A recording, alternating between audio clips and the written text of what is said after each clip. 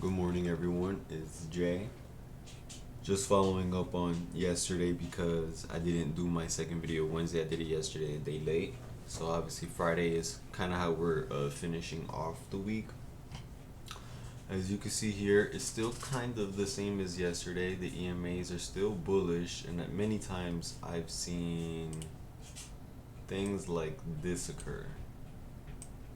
I've also seen things like this occur. I've seen things slowly trickle through like that. I've even seen sometimes the moving average going here.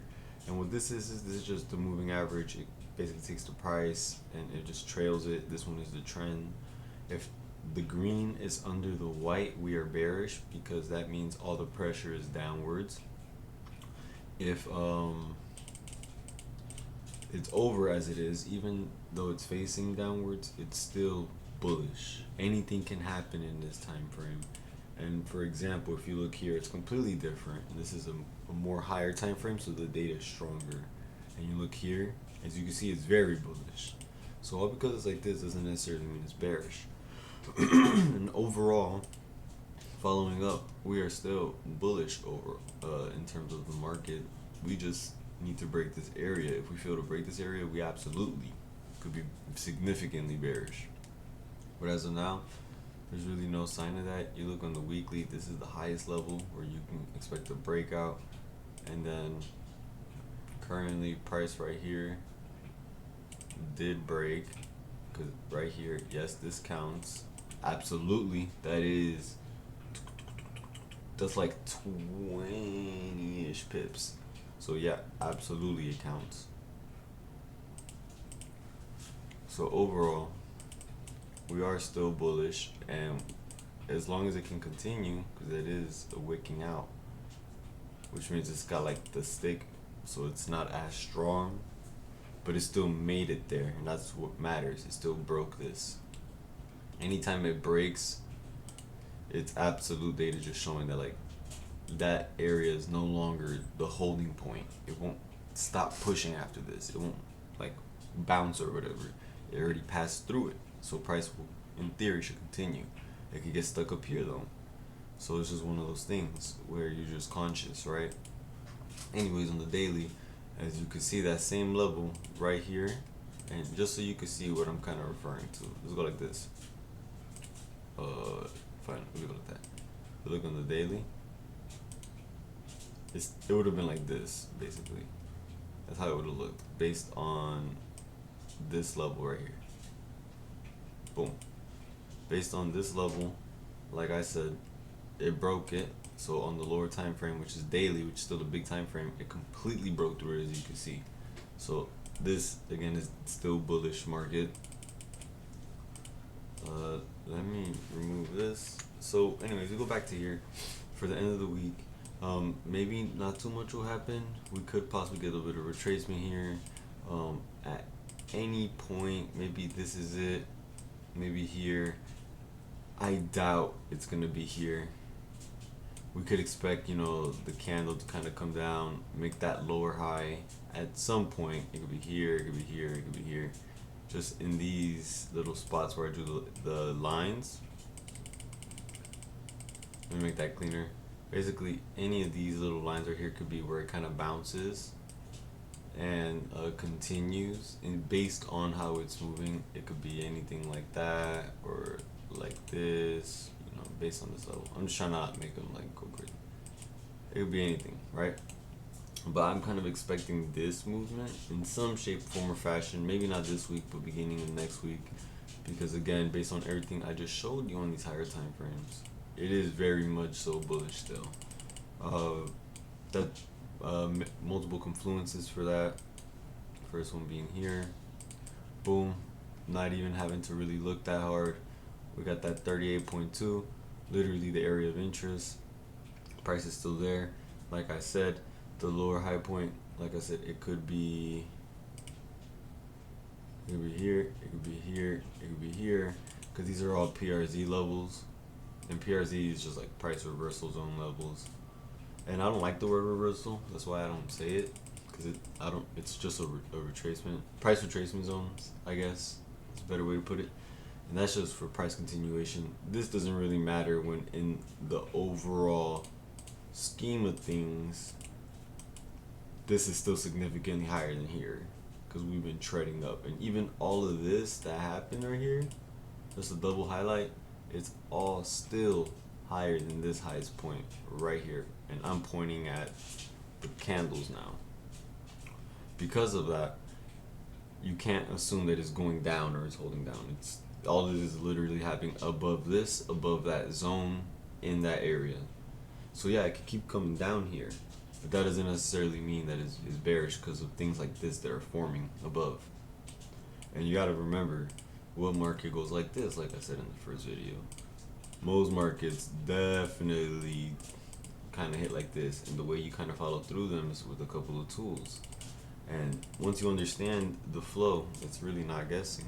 You just gotta understand what your pair is trying to do. This trend line, as you can see, it proceeded from the Wednesday. The cool thing about my markup is because it's so accurate, you see how you can just move it here? That's still relevant. That's 1, 2, and then you can go like this. That's, even if you don't count these, that's 1, 2, 3, 4, 5, 6 candles that touch it.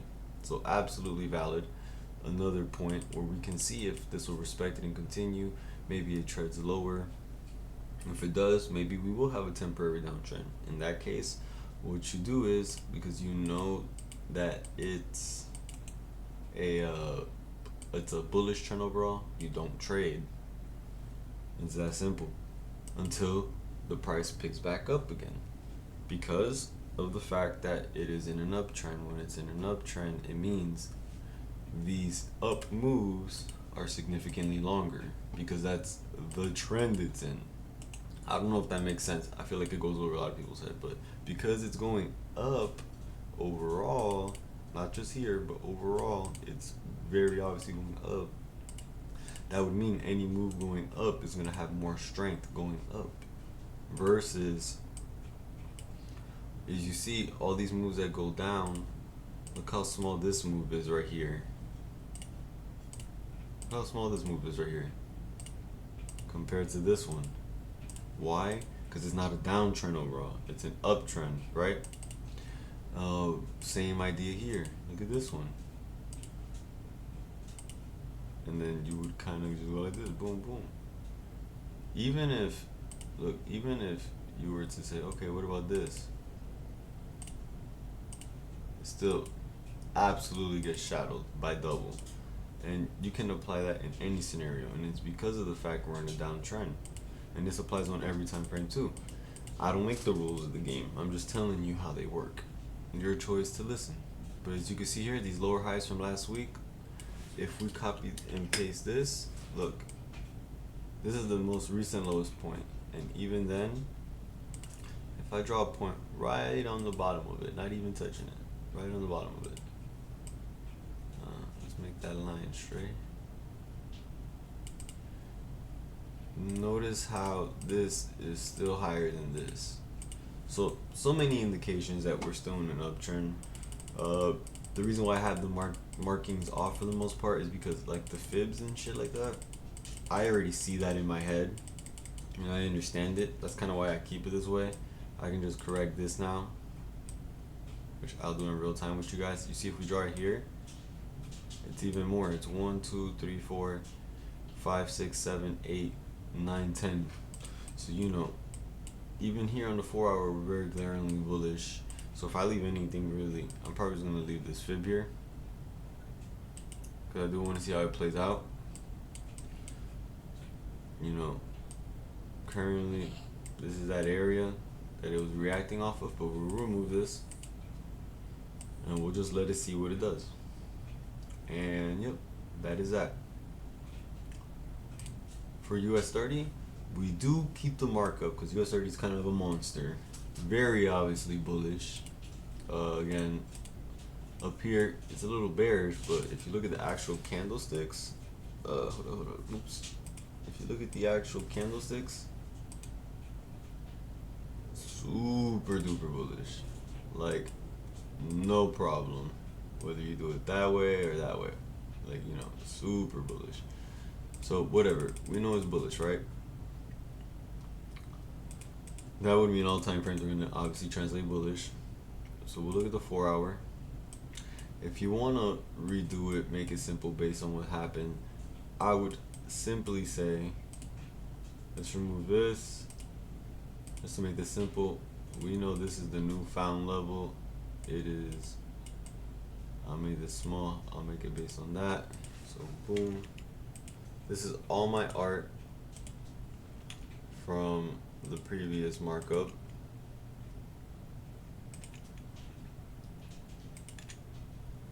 It works for me. My mentor does this too. That's just how things go.